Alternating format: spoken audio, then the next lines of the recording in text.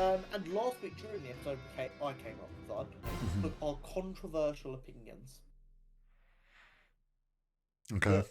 that might end up with people like disagreeing with us quite heavily. I'm ready. And you know what?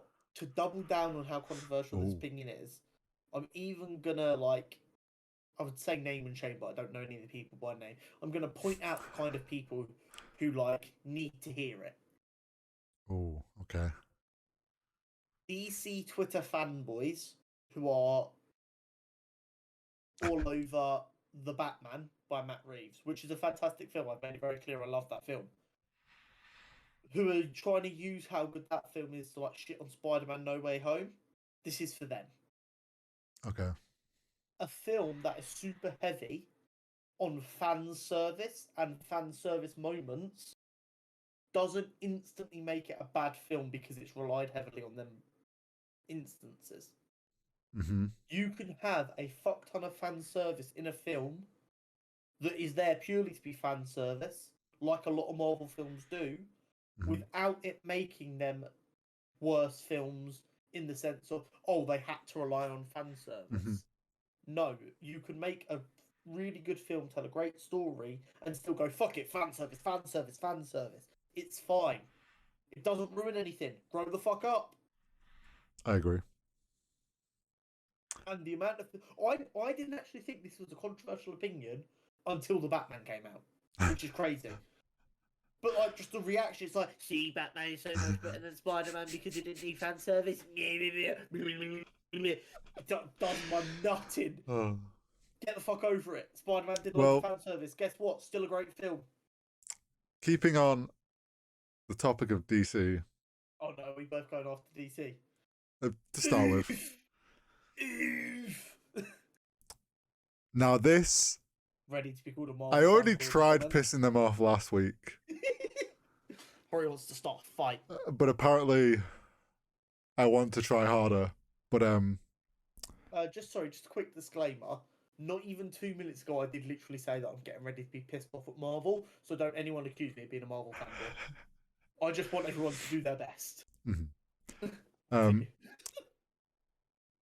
So we'll see if people come after me for this one, but we really don't need the Snyderverse. You know what? You're right. It's a controversial opinion, but you're also right. It fucking shouldn't be. Yeah. It's a true statement, but I know that's going to piss off a lot of people. Yeah.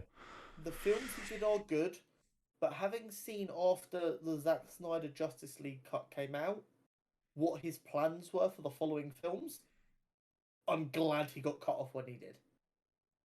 Yeah, I think... There are shit that he had in his plans for his Snyderverse that I never ever want to see. I think it's just one of them where... Yes, it helped Justice League. And it's cool that he got his chance to actually finish it how he wanted to. Fair enough. But saying that they now give us the Snyderverse, we want the Snyderverse. Snyderverse is the best. No. Stop that. He got his moment. He got his chance to finish what he started. Yep. End it there. Yeah, I agree with you. So somehow we've both picked controversial opinions that are controversial, but we agree with each other. I have another one that you might not agree with. Oh, Hori's done one just to piss me off. Possibly. And you've got to let me finish before you you say anything, because I know this will probably wind you up. But I think Aquaman was a decent film, excluding Amber Heard. Ignore Amber Heard because of who she is. Just erase that section of the film, that character. I actually think Aquaman's a decent film, and I quite enjoyed it. Okay, so I have not seen the entirety of Aquaman in one sitting. Okay. I've seen the entire film, but disjointed and in 4 parts. So I saw the last bit first, if that makes sense. Mm-hmm. I agree. It is quite a good film. It does everything it needs to do right. It is missing a couple of things. For me personally. and the news of Amber Heard since it has been released does make it infinitely less watchable for me because I'm one of these people who really struggles to separate the art from the artist. I get it. And I don't shame anyone who can do it. I don't think you're a scumbag if you still enjoy R. Kelly music, despite knowing he's an absolute piece of shit. What a comparison. Of all the examples, you were like, oh, Kelly. It's just that's a. I know. It's just like... But I personally have always struggled to separate the art from the artist, which is why I probably won't watch that film again. But I do agree with you. It's a completely. I was like, it's a dangerous territory going to Aquaman with you. Yeah. No. It is a completely possible film. It is. You're completely right. It's better than Batman vs Superman. It's better than. Yeah, I'd the say original Suicide Squad. It's better than. it was probably the best out of the Justice League set. Yeah, the opinion. only ones that DC's extended universe has done that I'd have above it is Man of Steel, Zack Snyder's cut of the Justice League, and James Gunn's Suicide Squad. Mm-hmm. I don't think I'm forgetting any films. I haven't seen the original Wonder Woman, so I can't comment. But I do know for a fact the second Wonder Woman film is shit. The first one was okay. I preferred. Yeah, no, I don't think that's too controversial, but I won't be watching it again. Have you got more? No, I don't. I only came up with one. I have a few because keep going. Last week you were like when you said this, and I even said last week I was like, oh, I'm so ready to piss off some fans. Now, this probably isn't super controversial. There's probably like parties on both sides. So you think it's more divisive? Maybe yeah. But okay. Hawkeye should have died, not Black Widow. Hawkeye's character arc had wrapped up through his different stages. He'd come to terms with everything. I think it would have been a good way for him to kind of end after everything he'd done and sacrifice himself that way. I agree with you. Pre-Black Widow. I'm trying to... Yeah. Yeah? Is that because you don't feel Black Widow is that great of a... No. Oh. It's not even that. I think the character development we get in Black Widow changes how that is perceived. So, like, similar to, like, after watching WandaVision, everyone decided Age of Ultron's a much better film than they gave it credit for, because the context added by WandaVision made that world feel better. I think the context added to Natasha from the Black Widow film makes her decision make a lot more sense. Yeah. Because what it was before Black Widow was woman kills herself so man can have his family back. When in reality, after watching Black Widow and seeing the struggle she had with her own family, what we get is more of a story of she lost her family. She then had a new family with the Avengers that she loved. The blip happened and she lost both of her families. But knowing the pain of that, neither of them wanted the other one to die. So she was always going to fight Clint anyway.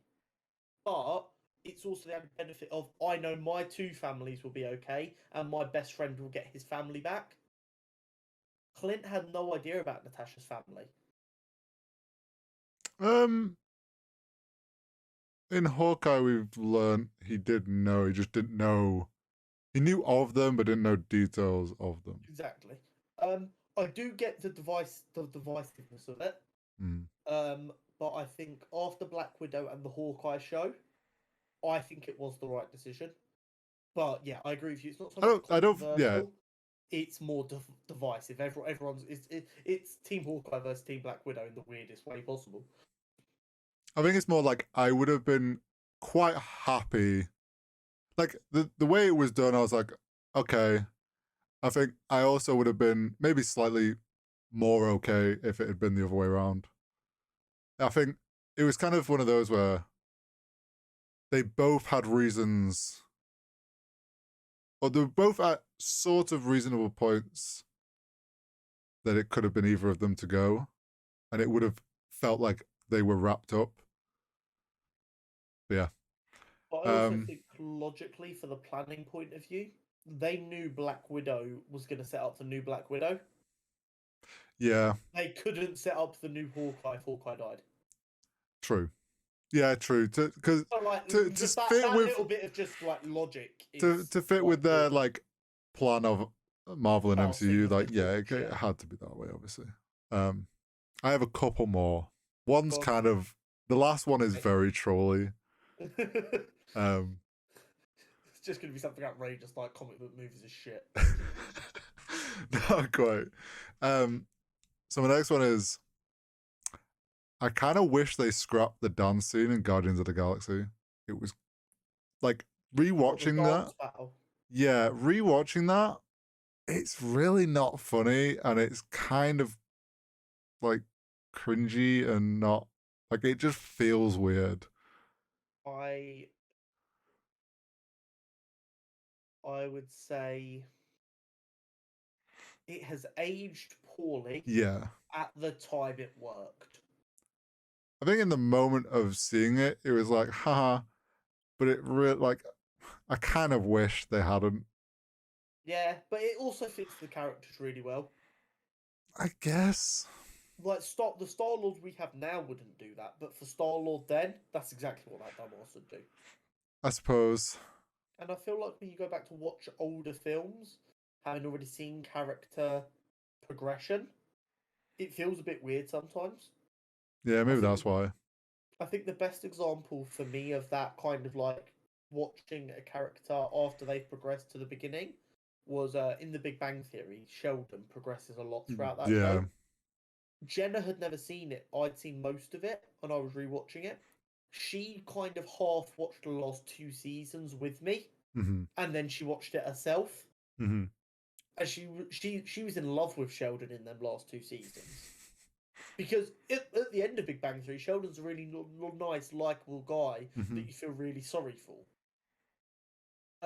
Then she goes and watched it from the beginning, and she's like, "Oh my god, he's such an arsehole." And I'm like, "But it's character development."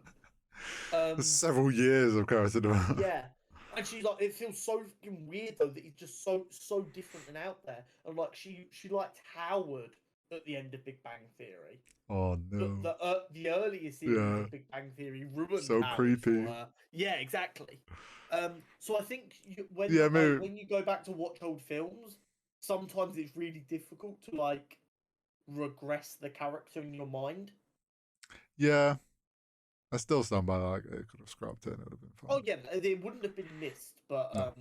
I can definitely see why they thought it was a good idea at the time.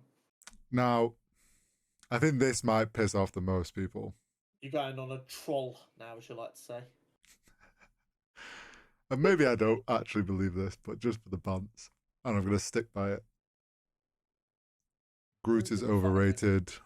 Oh, he's going to be fighting for his fucking life on the time. Groot is overrated, and they should have just let him die when he got blown up. I wholeheartedly disagree with this. Please don't shout at me. You can shout at him, though. I'm not even dignifying it for a response. I'm not even dignifying it for a response. Well, there we go. That was our controversial opinions. I feel like I ended on the best one. Yeah, 100%. We're just going to move swiftly on. We're just going to let the people sit there dumbfounded. Just let them just mull it over. I feel like we've lost some listeners because of that. When Jenna listens to this, she's going to go, "I can't believe you didn't condemn him for saying that." Okay, cool.